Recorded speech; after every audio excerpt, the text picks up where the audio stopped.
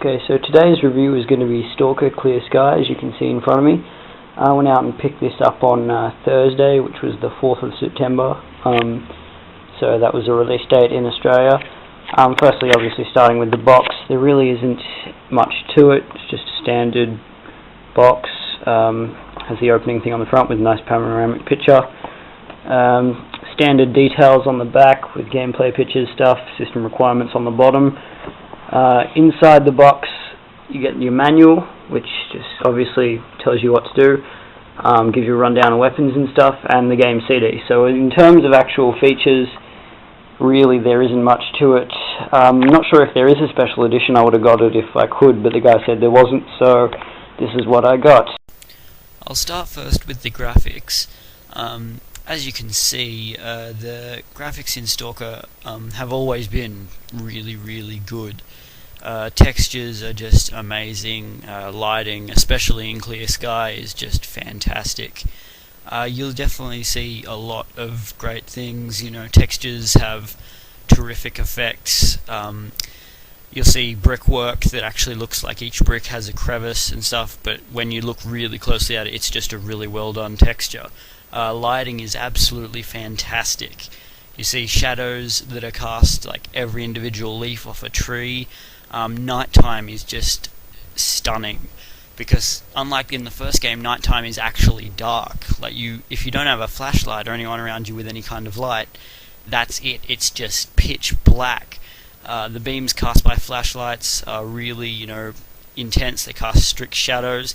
Character detail is just amazing. When you look at the characters, like you can see here, it's just amazing. When you look at, each guy has, you can see the freaking hair on his face if he doesn't have a mask. They sit down, they eat.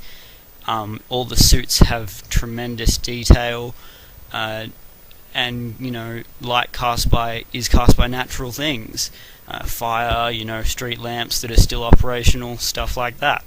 It's just absolutely amazing graphics-wise. Don't be a jerk, holster your weapon.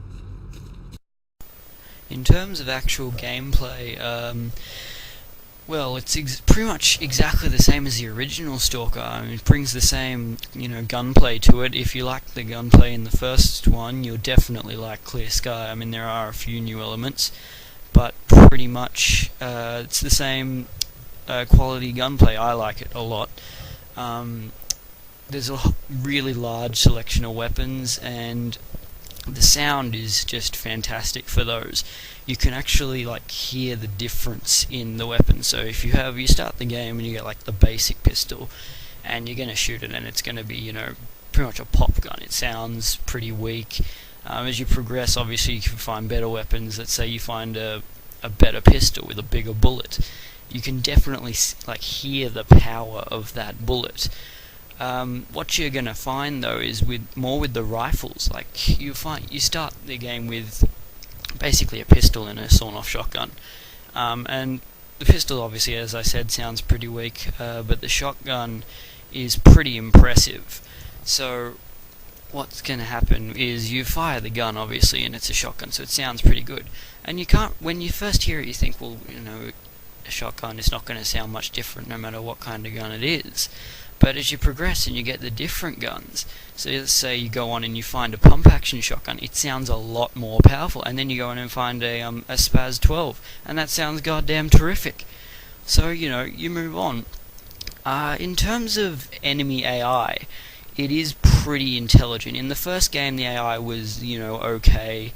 If you turned up the difficulty, basically what happened was the AI, the AI didn't get any better, it just got a hell of a lot more fluky. So in the first game, and in this one too, I suppose you could say, you really can't get exposed to the hard AI, because they will kill you pretty much instantly. In this game, though, the AI is a lot smarter, so they're going to use tactics against you. They will flank, someone will draw your fire.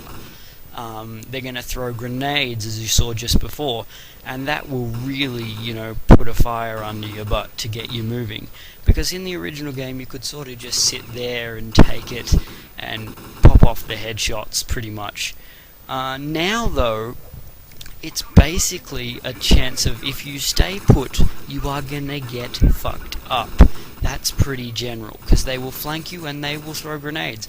I've had a couple of times where I've been, pinned down pretty much, trying to pop off some headshots.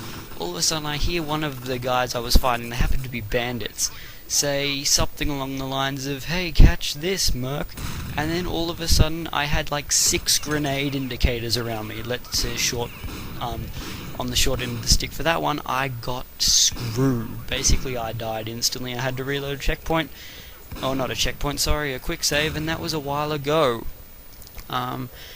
With the gunplay and the gameplay and stuff, at night time, the game is just terrific. The AI is really smart at night time. They will, if there's like a fight going on, if you're going to attack a position, your guys won't have their flashlights on when they're approaching. So the enemy, if they're just guarding the position, they're going to have lights on so they can see, right? But otherwise, your guys are just approaching in the dark, and now obviously someone gets too close or something, then the shit goes down, and the enemy will turn off their flashlights unless they're in a building. So, stuff like that. The AI for animals is also incredible, because animals have this, pack mentality. These dogs you can see on the screen here, that mission was just to clear them out of this little burnt down house.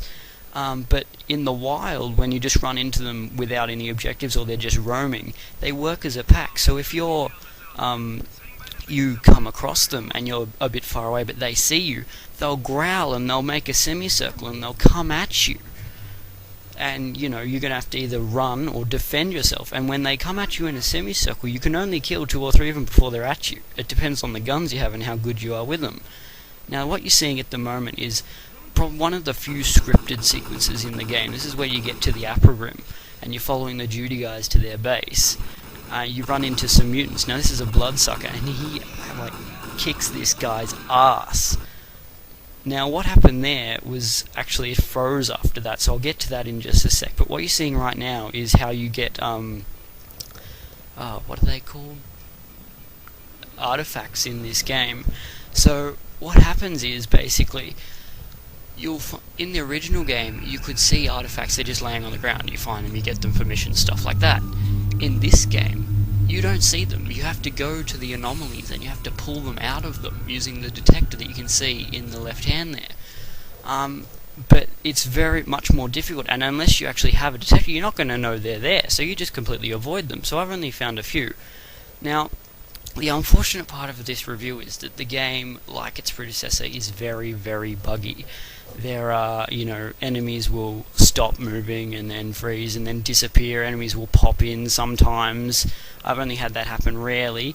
Other times you'll have mission objectives which are uncompletable, so take and hold this point until reinforcements arrive and no one ever comes, or deliver this to this guy and as soon as you talk to him the game freezes. Stuff like that, or objects, find this object and it's not where it's supposed to be. Stuff like that, basically. All in all, though, I'd have to give this game an 8 out of 10. I think it is a fantastic game. The only reason I can't go higher than an 8 out of 10, however, is because of the bugs, the crashes, stuff like that. But if you liked the first game and you really enjoyed it and you want to hear the story expanded upon, get this game. It's cheaper than regular games. It's only $80. You can find it for less if you look hard enough, but bear in mind you don't have to have played the first game to know what's going on. It only helps with the concepts. So you can be a complete newbie and pick this up. Basically what I'm saying is buy this game, patch it up, and then play it. Don't play it straight away. So yeah, thanks for watching my